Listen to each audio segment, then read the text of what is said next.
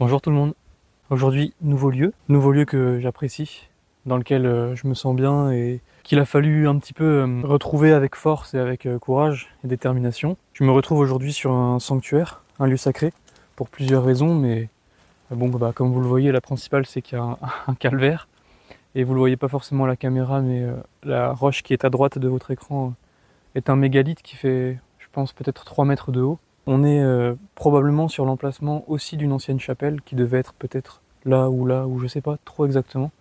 Il reste plus rien en fait pour savoir. Comme vous le savez, j'aime bien aussi me ressourcer dans des endroits où je sais que mes ancêtres ou bien les ancêtres de cette terre aimaient se ressourcer dans le passé. Et là, on est dans un lieu sacré qui est, on va dire, triplement sacré. On a déjà le calvaire qui témoigne quand même d'une activité religieuse et spirituelle plutôt récente, on va dire, parce que le calvaire date, je crois, du XVIe siècle.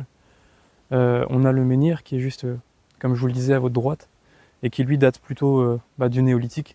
Donc on est encore bien avant, on est peut-être il y a 4000 ans, il y a 5000 ans. Et on a ensuite une source d'eau que j'ai filmée à l'entrée du site, une source d'eau qui probablement était sacrée encore bien avant le mégalithe, en tout cas qui rendait le lieu comme étant sacré. On sait plus ou moins que les sources d'eau constituaient à elles seules un culte spirituel et divin, donc c'est un lieu que j'aime beaucoup pour ça, mais aussi parce que forcément, comme je vous le disais, j'ai dû avoir un peu de courage, avoir un petit peu d'instinct pour le trouver.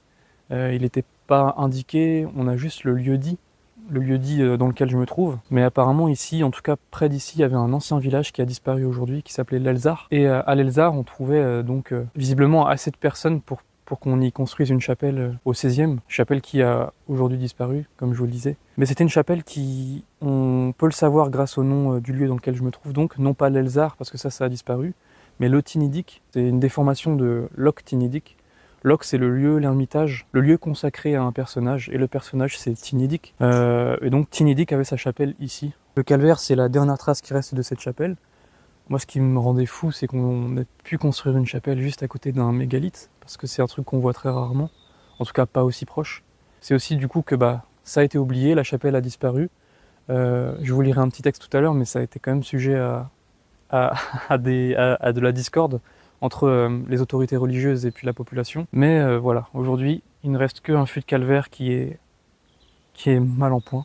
Va bientôt s'écrouler, je pense, en tout cas dans les 50 prochaines années, à mon avis. Peut-être que ça tiendra plus longtemps, peut-être que ça tiendra moins longtemps, je sais pas. Mais en tout cas, voilà, j'ai pas très confiance en ce que je vois ici.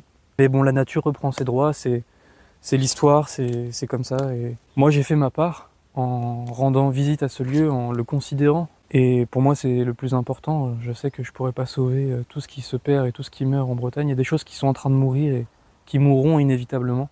Il y a aussi de la beauté là-dedans, je trouve, dans le fait d'accepter ce qu'on peut pas sauver à notre échelle personnelle, individuelle, humaine. Mais voilà, tant que ce lieu existe, je viendrai. Le menhir est là depuis plusieurs milliers d'années, donc il y a quand même aussi un respect par rapport au lieu, une humilité par rapport à l'endroit dans lequel je me trouve.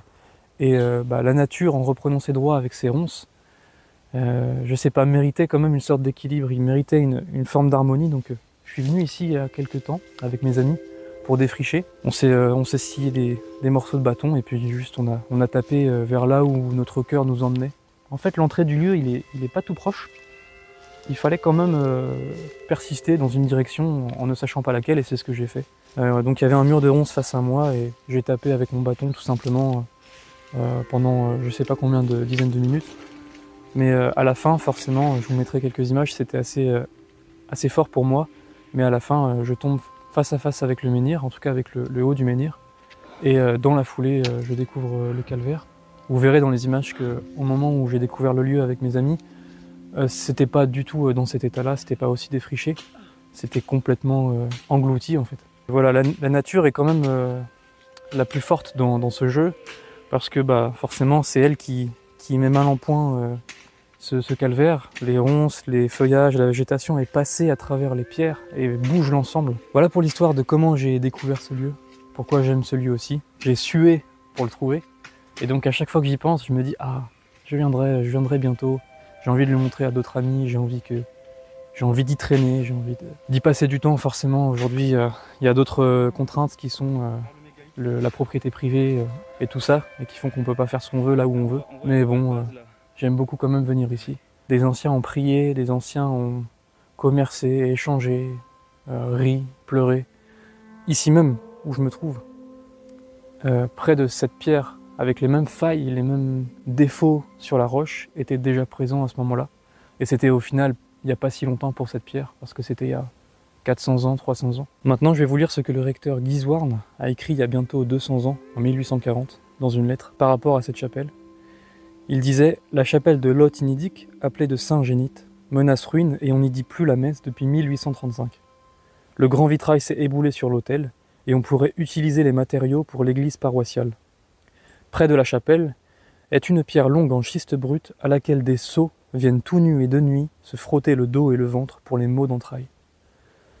Il existe dans la chapelle une statue en pierre de Saint Inédic en costume de soldat romain, assez bien faite, une autre de Saint Germain en pierre passable, un autel en bois, petit mais très bien sculpté, un Saint Corentin et une Madone en pierre à faire peur, un Saint Sébastien à enfouir. » Ça me fait toujours drôle de lire des hommes d'église de cette époque, qu'on peut considérer comme beaucoup plus intègres, beaucoup plus rigoureuses dans l'incarnation des vertus.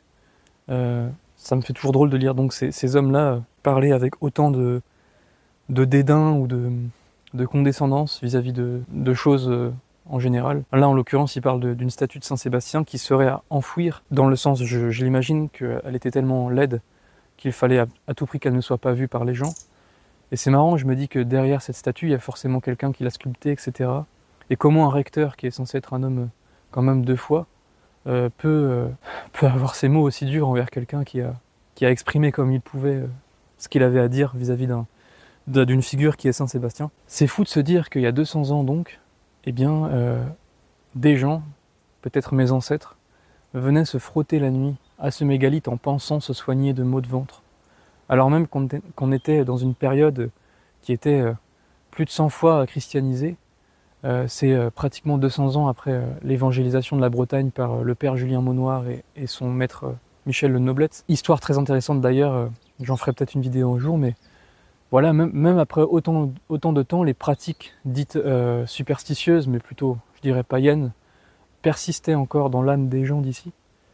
Et je trouve ça quand même assez incroyable mais qu'on ait eu cet écart, alors même qu'on est en 1840, cet écart entre l'autorité religieuse et les paroissiens. Bon, bah, force est de constater que le mégalithe n'a pas été détruit. Ça, c'est assez curieux aussi d'ailleurs. On a ordonné la destruction du mégalithe, mais le voilà toujours debout. C'est quand même dingue, c'est aussi ce qui forge énormément mon admiration pour les hommes et les femmes du néolithique, c'est qu'ils ont quand même su hisser des monuments assez simples, hein, dans leur forme, mais c'est quand même toujours debout. Le calvaire va tomber bientôt. Le calvaire va tomber bientôt, ce qui me rend forcément très triste, mais le menhir n'a pas l'air de subir quoi que ce soit.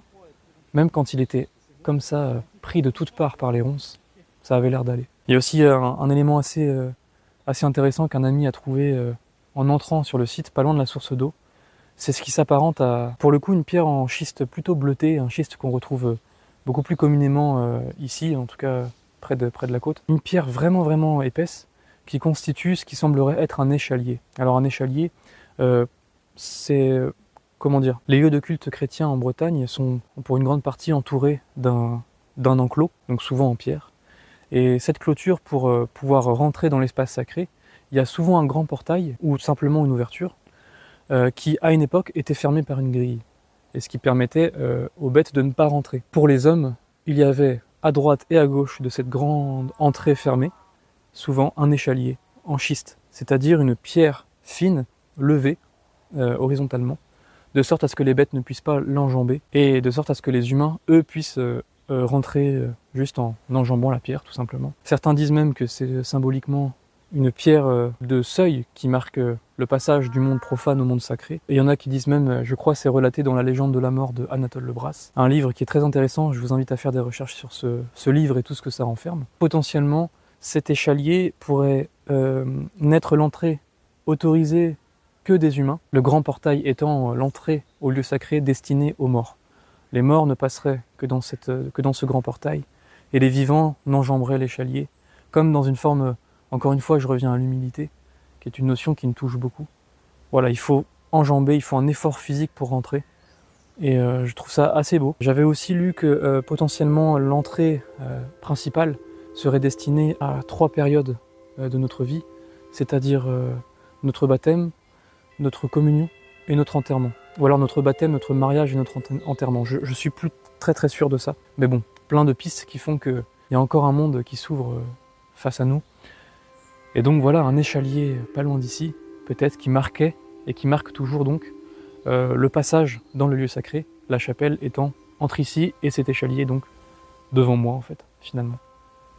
Voilà pour ce lieu, cette ancienne chapelle de Saint Tinidique, autrement appelé Saint Génite. C'est un lieu très beau, un grand silence, on n'entend pas les voitures, on entend les tracteurs des paysans, on entend les vaches aussi.